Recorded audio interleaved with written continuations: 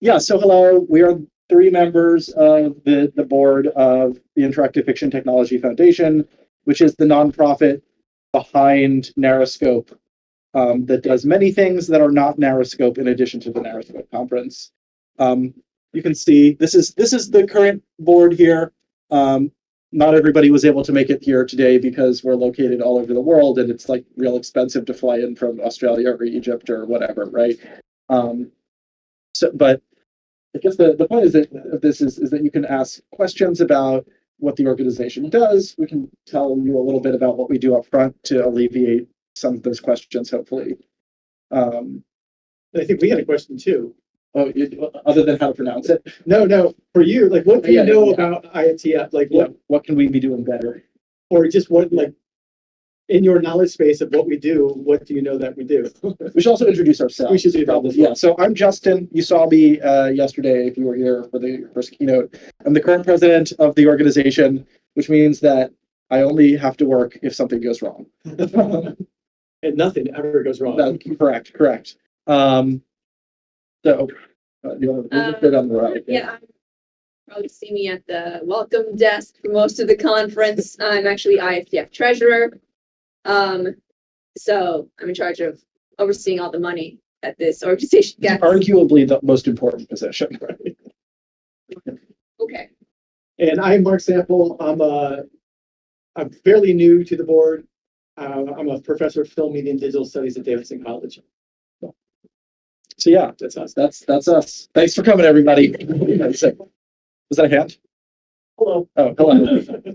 It was a hand, just not of the kind that we need for this panel. Yeah. So do we want to get asked the question? Yeah. Before we tell you, if we want to know, like, what do you know about us so that we don't tell you things you already know? This is a great way to get. Do you know any programs? Yeah. What might that we do? IFTF does other than NarraScope? Oh, NarraScope. That's a good answer. Knowing that we do NarraScope is actually a great place to start. It answers why we're even here in this room. Yeah. Stewardship of various websites and services related to interactive fiction. Yes, that's a great way to websites put it. Related to interactive fiction. Yes, that is. I'm just repeating it for the camera. Yeah, stewardships of websites and tools for interactive. And I would say it goes beyond just interactive fiction, but to narrative game stuff in general. Although our name might lead you to believe that it's just interactive fiction. And not the technology. Yeah, it's true. Yeah. I just saw the grant talk before this. I know you did grants to support projects of various kinds. Yes. Every year we give out several $1,000s in grants for people in projects that are established and like need a little extra push to get it over the finish line. For things like tools and educational initiatives. We don't fund like video games. We're not a publisher. If you have a great idea for a game, like good luck with Kickstarter. Yeah, it's not the landscape for that is not so hot right now. But that is not what we do. We're the technology foundation, not the software game foundation. So, and one tool that hasn't come up right now is Twine. So yes, that's our people know about Twine. Twine we're the stewards of Twine, basically. Yes, yeah. Twine is not something we own. Yeah, I've said we own Twine because it's an easy shorthand, but we do not own Twine. Twine is owned by nobody as a Creative Commons something new license. It's on the website with a specific license. I don't remember the number. But we are the stewards of Twine. We maintain this Twine websites, and we own the trademark for the Twine. Like we own the word Twine as a brand, even if we don't own the code base because it's open source and anyone can fork it and make their own thing. Which is a weird kind of ownership. We own the idea of steward is a good we own the idea of Twine. Right. Anytime you think about Twine, you owe us like 2 cents. I think is how that works. And of course, we're responsible for the interactive fiction competition. Yes, which is 30 years old this year. That's older than some of us. It's true. Domains do. How many domains do we own? That's a question for For Technology Doug, officer. for Doug, who's our tech officer. Yeah. Because I still have that account. It's, you can tell, well, there's a Sounds couple, there's a couple of the domains that we own because the previous owner said, well, I'm dropping this domain, and we said, ooh, can we jump in and like just preserve it as an archive? There's some old, That's that. Yeah, Andrew is the former treasurer of the org, so he's board member and person. Yeah. Doug. Founder of NarraScope, person who had way too many fucking jobs. The past couple of years, figuring out how to give all those jobs away. Our tech officer, Doug, is not here to like have the up to the minute answer. But if you emailed, I'm sure that you would get a response. But I think it's not just how many websites, but it's like the interactive fiction database, right? The IF Yeah. the Twine site. In fiction forums. Yeah. The IF archive. Yeah. Spag? Yeah, Spag, we took over Spag, and that's one of the archives. Well, that's pretty recent spag. Yeah. It was like a couple months ago. Mhm. So, yeah. And maybe someday your thing that you've decided to abandon.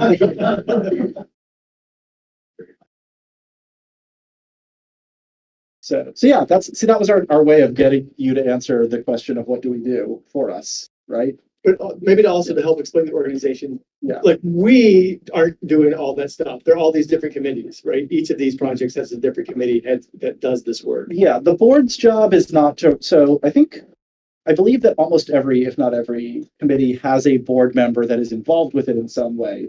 But the board as an entity does not run all of these programs. The board provide their individual program heads. So Matt is the program head this year for NarraScope, and they handle all of the organizing and management within their program, and they can spend money indiscriminately up to a certain amount, and then the board needs to say like, yes, you've hit your spending limit, we need to approve further.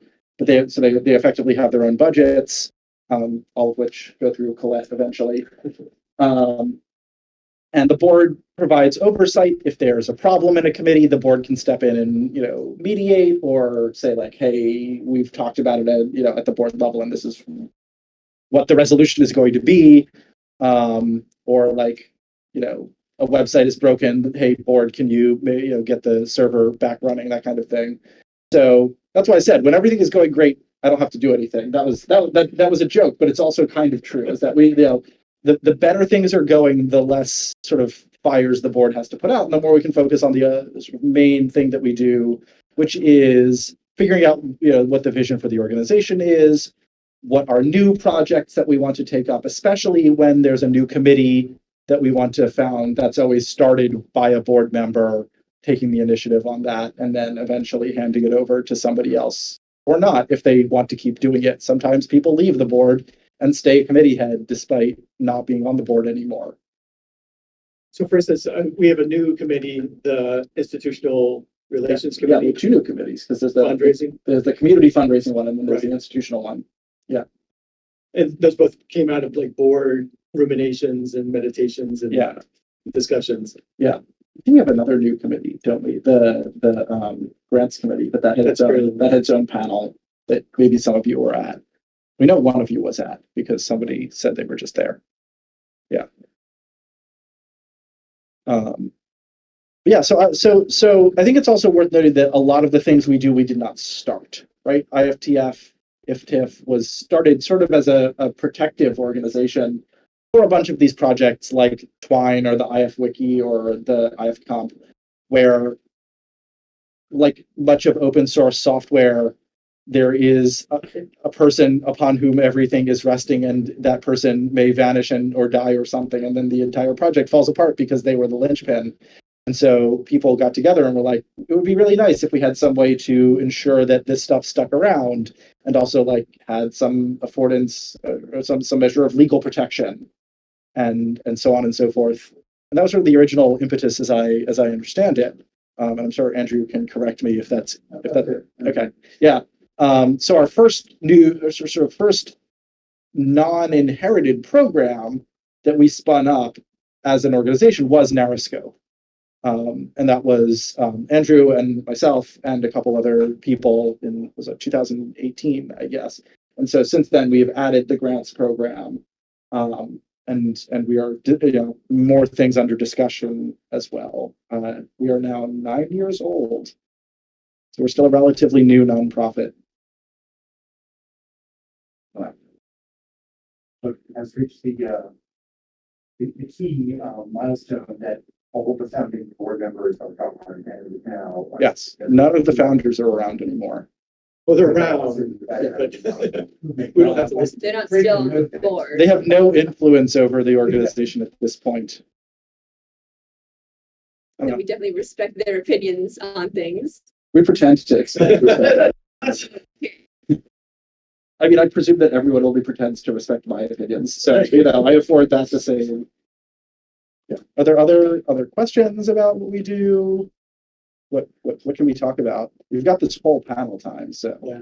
If you all came here, Yeah, you all chose to be in this room with us. yeah, listen, they're locked in here. Like, with what us. can we do Yeah, there for you? We can make it real awkward, but there. we could. It looked like that got some. Board members are elected for 3-year terms, and you can be reelected for a second consecutive term. I think I was just reading through the like, Bylaws? the bylaws, yeah, and I think you can only be reelected to a second consecutive term, but it doesn't say anything about like coming back for a third non-consecutive term. No, there's no limit on non-consecutive. Yeah. terms. That's on purpose in case like old people. Yeah, Yes. but Because we want we're not something old enough that it's ever come up that somebody's wanted to come Yeah. back, but maybe someday.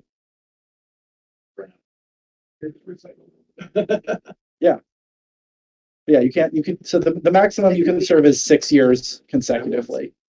And you don't have to. We've had, people who, originally it was 2 years, and we realized that because of our genius idea to make it so that everybody is not appointed at the same time, that they're staggered, so the entire board doesn't just sort of poof all at once, that we were never not running a board search, because every year half the board was terming out. So we moved it to 3 years to preserve our sanity. So that's To some degree. yeah, what's left of it. So yeah, What's your favorite thing about serving on the board? What's your favorite thing on serving on the board? Mark, any answers? Oh, maybe.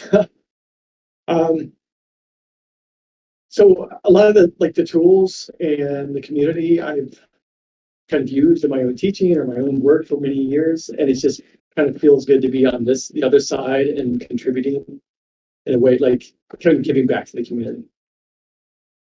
That's good. That's good. That's a great answer. Yeah, top of that. I will. I've seen heard things so far is definitely helping organize NarraScope. Like I heard of Twine before, but I think NarraScope would be like the push to be more involved in the IF community in general. So it's really nice being able to help work on this to the degree that I've been able to this year and in the future. Yeah. The best part of serving on the board is that when I go to GDC, everybody calls me Mr. President, which is really funny. For real? Yeah, because when I started it, because I've just finished the first year. I've started like 3 or 4 months into the second year of my term. So at GDC last year, I had like 1 week before started this job. Okay. And so people were asking what you do, and I was like, oh, I'm the president of Twine. And they would be like, really? And I said, yeah, I've been president for a week, so like I haven't messed it up yet. And a bunch of people thought it would be really funny to call me Mr. President for that. And then they just kept doing it this year, so that was a thing, I guess. No, but I like in a more serious way. I mean that is in some ways the best part. But it's in other ways it's the worst part. No, it's definitely to like help ensure that this stuff is around, because at its core, this was started as kind of like a keep the lights on organization, right? To make sure that like these resources don't evaporate.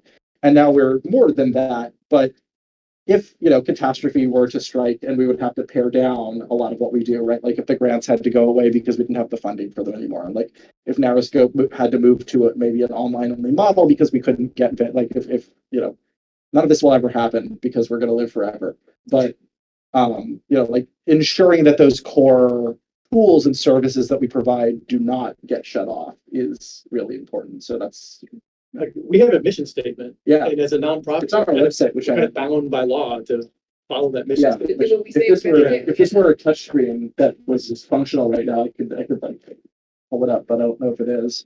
I don't think so. Yeah, oh well, Thank you. no problem.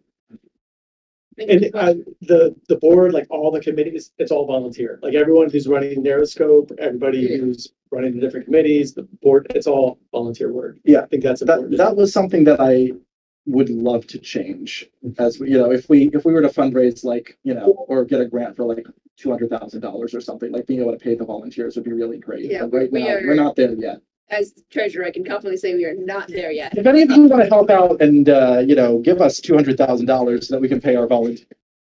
How about tip cup instead?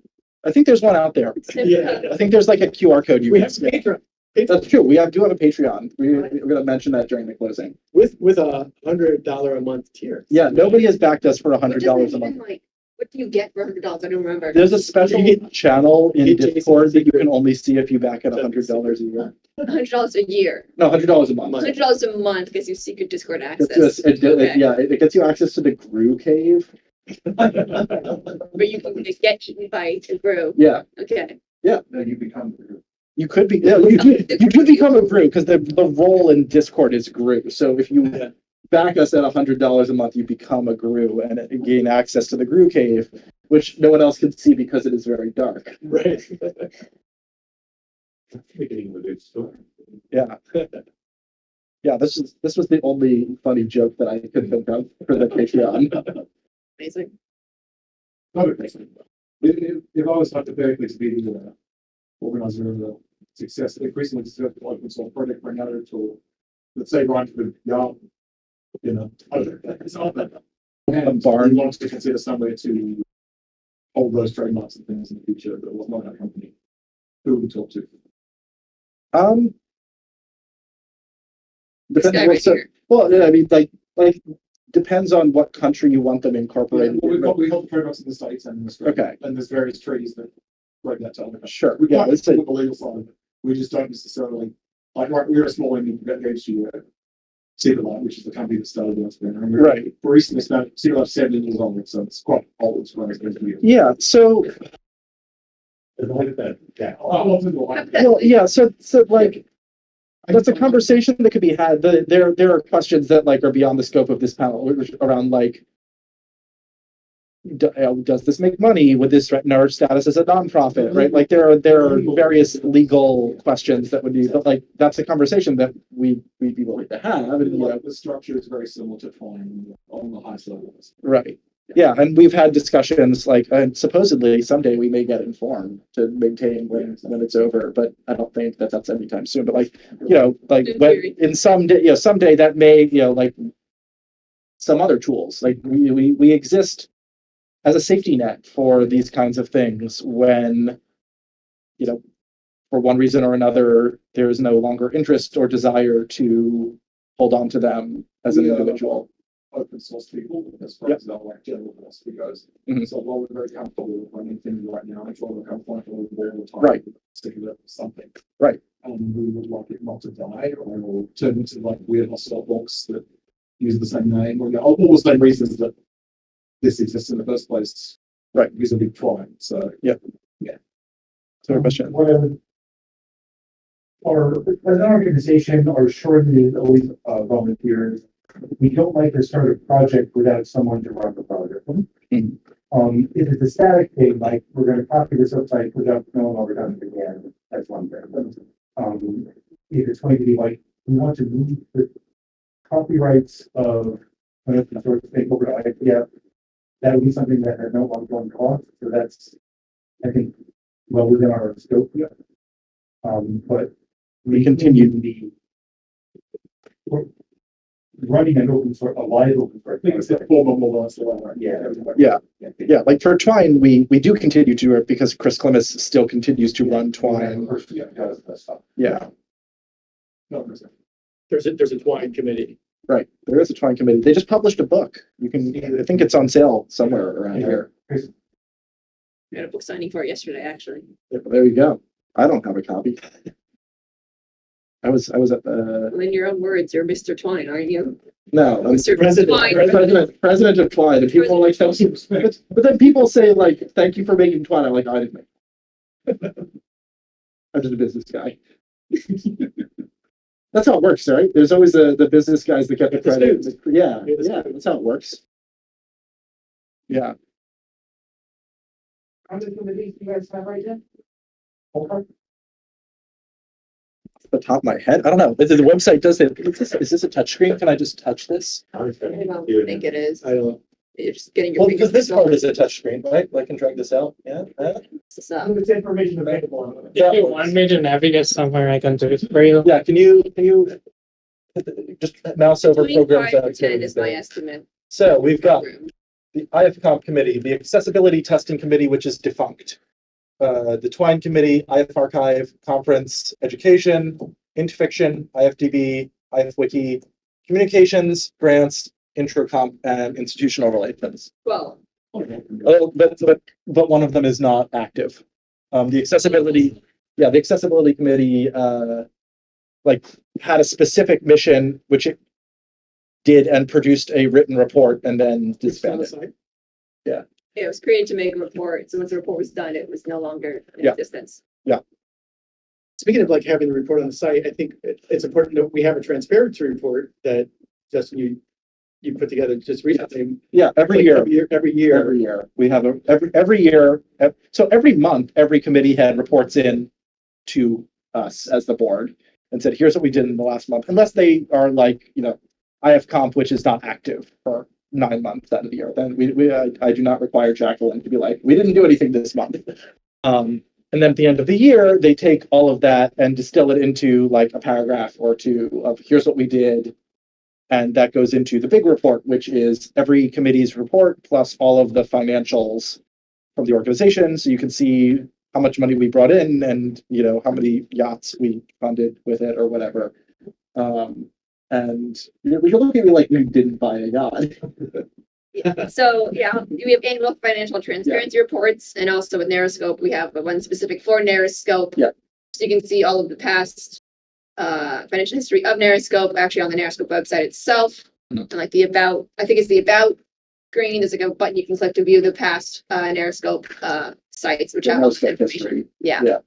Yeah, NarraScope produces its own transparency report independent of the Independent of the annual. Yeah, so usually the annual one will just say NarraScope happened, it was here. See Here's a what's link to existing. the whole additional 5-7 page report or whatever it is for the nitty gritty. So the one for this year will be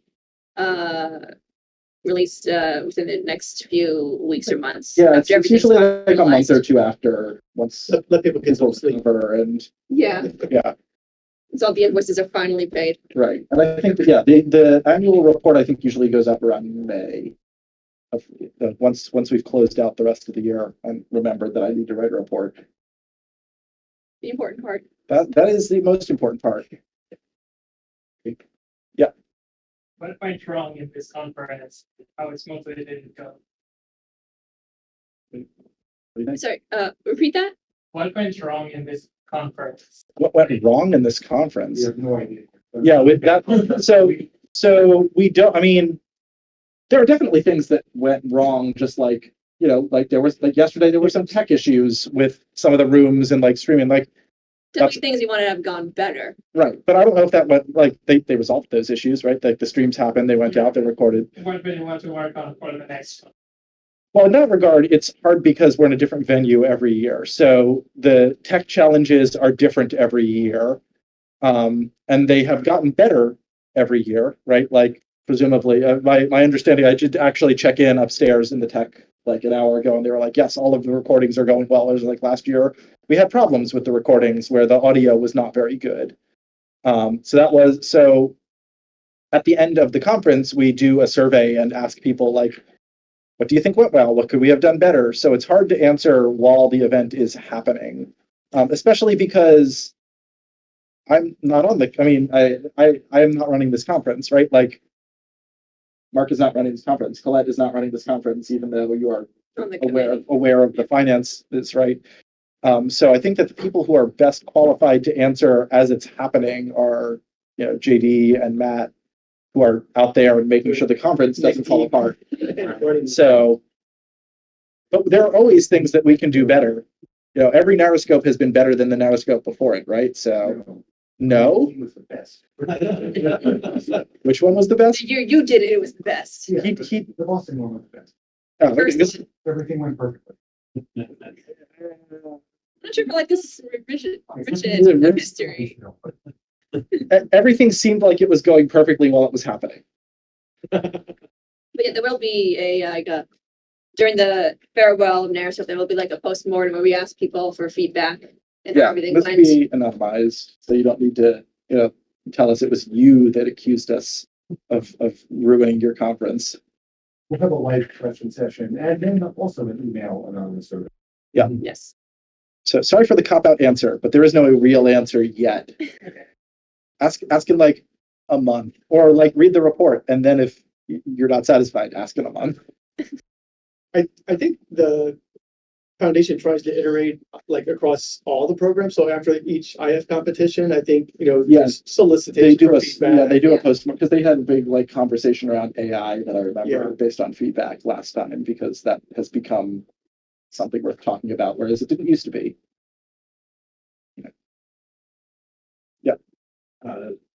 Are there any, is there anything in the works for like, what might be part of the future? New programs, you mean? Yeah, or like wish lists or things that you're hearing about. Well, within the board, there's been some discussion that we really haven't pursued of having an AI. It's the same way there was an accessibility committee to have some sort of AI committee.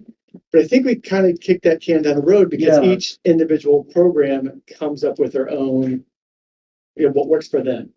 Right, and also that there was also a sense that the landscape of AI is changing so rapidly that any report that was produced would be incomplete or out of date within a matter of months. So it would be hard to be, it would be hard for a lot of it to be actionable, even if we wanted to impose a top-down view, like rule about this is how IFTF is going to handle AI, especially when the individual committee version has been working well so far. Because for some committees, it doesn't matter. And for other committees, they've had a talk with their communities or their organizers or whatever and said, like, this is how it's going to be. You're definitely more involved with this than anybody, but there's talk about having more integration with GDC somehow, right? Yes. We have a kind of a partnership with the Processing Foundation. So we're kind of exploring those kind of Greater community networking. community network. We know what we do is important, right? And that Twine is kind of a foundational tool as some of the other things. Not everybody else knows that we're the folks behind it. Yeah. And we want to do greater networking to get that out there. I have been talking to Outreach. folks at GDC about having like floor space dedicated for the organization to like say, hey, Twine is made here. You know Twine, therefore you know us, even if you don't realize it. And we're trying to make people realize that more. And there are other conversations that we had, like we've been discussing, like, does the name Interactive Fiction Technology Foundation represent the full scope of what we do at this point, 9 years on? Even if it does, is it too hard to remember? Right? Like, what is our logo? Nobody seems to know what that thing is supposed to be. You can see it in the favicon. Oh, that's so tiny. Well, I don't know. It's like a series Yeah, of documents. So like we've had like branding discussions around that, which is also like a thing for the board to be doing and not a committee probably. And we haven't made we also have a partnership this year at NarraScope that after several years of talks, the folks from ARDIN, the Association for Research and Interactive or Digital Interactive Narrative academic organization sent us 2 papers. And in exchange, the plan is that we will send 2 of this year's NarraScope talks to their conference, iKids, which is in, I think, November or December, somewhere around there, sort of just as a cross-community pollination exchange. So that's another sort of partnership that we've looked into. But it took probably mean, those conversations started when JMac was still president, so it took several years to like get everybody on the same page and decide how what kind of collaboration would make the most sense, because they're an academic research organization and we're like a tools and software preservation organization. So how can we best support each other? That kind of thing. So how much time we have? I think we're It's done. close to the end. It's time. We used all 45 minutes. Thank the people who signed our. Thank you. We'll be out there, so you could just ask us, but like, we're not going anywhere.